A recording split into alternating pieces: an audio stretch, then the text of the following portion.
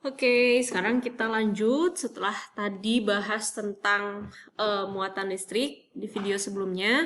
Sekarang Ibu akan bahas tentang, nah ini, hukum Coulomb. Nah, kalau untuk hukum Coulomb ini sebenarnya sama juga, pernah dipelajari, cuman nggak begitu rumit, karena masih yang simpel aja soalnya. Untuk di kelas 3 apa bedanya? Sebenarnya hukum Coulombnya tetap sama, cuman yang membedakan itu adalah nanti pada soalnya, aplikasi pada soalnya gitu. Nah, ini Ibu akan bahas dulu tentang hukum Coulomb ini. Nah, hukum Coulomb ini dinyatakannya oleh siapa? Oleh Charles Augustin de Coulomb. Jadi kalau misalkan kalian bingung tentang hukum ini apa namanya? Kayak gimana sih kalau misalkan kalian masih lupa, kalian ingat-ingat lagi di materi tentang gravitasi. Kenapa Ibu apa namanya menyuruh kalian untuk coba mengingat lagi materi tentang gravitasi? Karena sebenarnya hukum Coulomb dan hukum gravitasi ini hampir sama.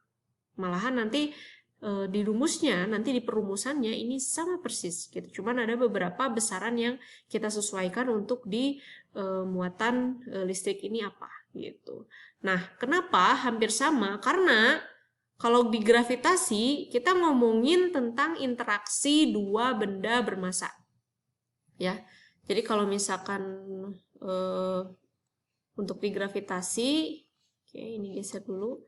Kalau untuk di gravitasi, ya, nah ini nih. Kalau di gravitasi ini interaksi dua, nah, interaksi dua benda bermassa.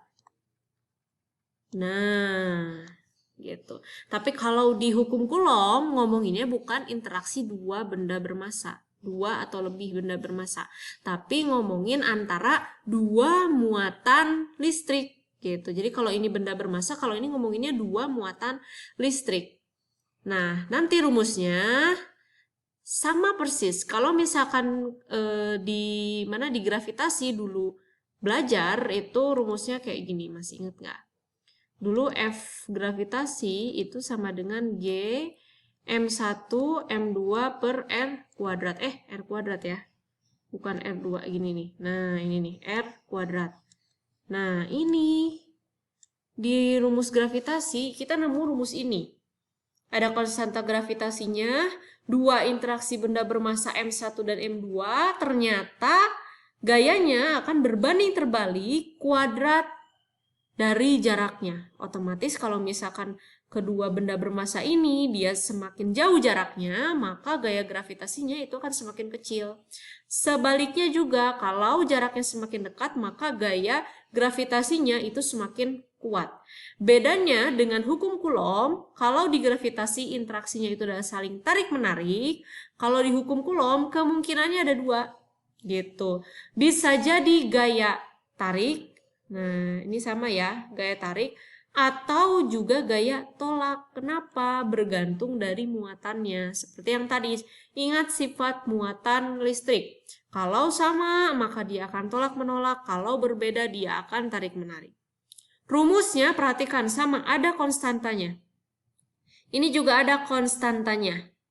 Ini K-nya nilainya adalah 9 kali 10 pangkat 9, atau kalau diurai lagi ini rumusnya menjadi 1 per 4 pi epsilon 0 ini. Ini adalah permitivitas listrik dalam ruang hampa udara, nilainya 8,85 kali 10 pangkat min 12.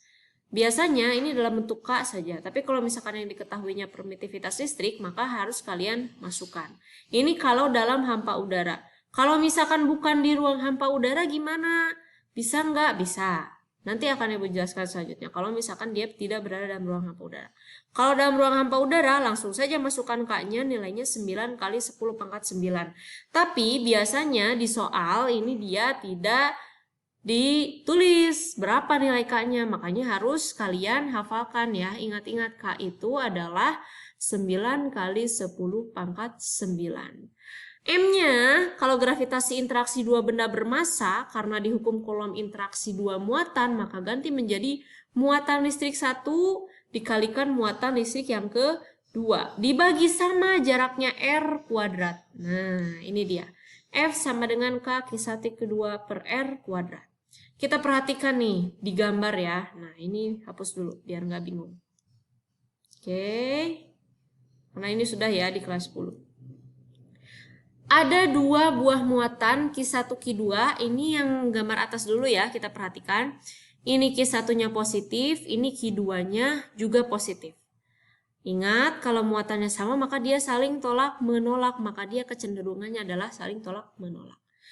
Gaya Coulombnya seperti apa? Biasanya gaya Coulombnya ditanyakan di salah satu muatan. Contoh, kalau misalkan ditanyakan gaya Coulomb yang dialami oleh muatan Q1, berarti kita perhatikan gaya Coulomb yang dialami Q1.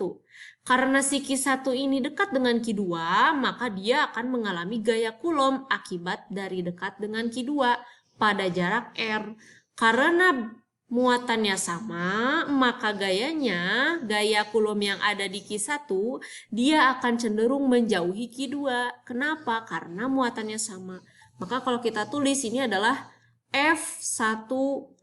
Jadi kalau yang ditanyakan berapa gaya Coulomb pada Q1 berarti F12. Tinggal masukkan K-nya berapa, Q1 berapa, Q2 berapa per R kuadrat. Ya, arahnya yang dialami Q1 ke kiri, tapi kalau nanti yang ditanyakan yang dialami Q2 maka arahnya ke kanan. Perhatikan arahnya, berarti ini F21. Gitu. Sekarang kalau misalkan muatannya berbeda seperti gambar yang di bawahnya, ini yang satu muatannya positif, yang satu muatannya negatif. Maka kalau ditanyakan hukum gaya Coulomb di muatan Q1, maka gayanya arahnya cenderung mendekati Q1. Cenderung mendekati Q2. Kenapa? Karena muatannya berbeda. Kalaupun misalkan yang ditanyakan berapa besar dan arah dari gaya Coulomb yang dialami oleh Q2, maka besarnya kan tinggal masukkan rumus ini. Arahnya dia ke kiri. Kenapa? Karena dia akan mendekati Q1 karena muatannya berbeda. Jadi seperti itu ya. Jadi kalau ini adalah F12, ini F21. Lalu bagaimana kalau misalkan ada lagi muatan? Nah, saya ada lagi muatan di sini. Nah, ini misalkan ini Q3. Misalkan Q3 ini adalah negatif gitu. Kalau misalkan yang ditanyakan muatan yang di gaya Coulomb yang dialami Q1, misalkan berapa gaya Coulomb di Q1? Misalkan yang ditanyakan berapa gaya Coulomb di Q1.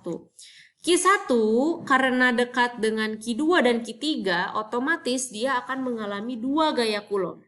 Kenapa? Karena dia dekat dengan dua muatan listrik.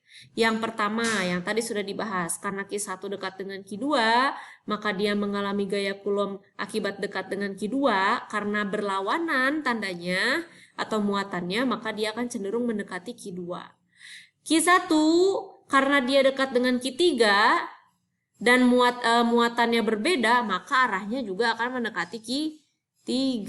Nah, ini dia. Maka kita tulis di sini adalah F13. Kalau yang ditanyakan berapa gaya Coulomb, berarti berapa totalnya. Maka kita jumlahkan gaya Coulomb di Q1 ada berapa? Ada 2, F13 dan F12.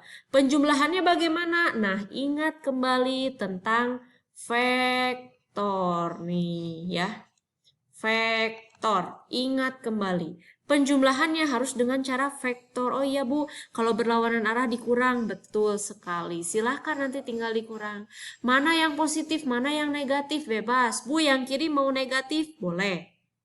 Berarti nanti nih F12 min F13 gitu. Kalau nanti hasilnya min juga, berarti kemana resultan gayanya atau jumlah gayanya? Berarti nanti jumlah gayanya dia cenderung ke Q3. Berarti nanti dia akan ketarik ke Q3 kalau ternyata hasil penjumlahannya mau yang ini minus, mau yang ini plus. Kalau ini hasilnya minus, berarti dia cenderung minus, dia cenderung akan tertarik ke Q3. Tapi kalau misalkan hasilnya nanti plus dan kalian menentukan plus itu di kanan, maka cenderung gayanya akan tertarik ke Q2.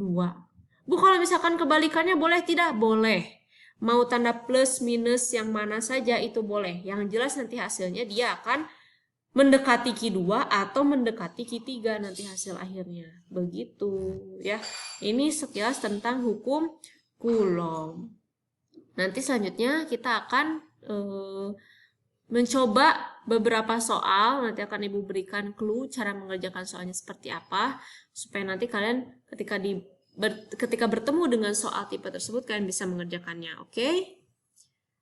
Ya, cukup sekian untuk hukum Coulomb.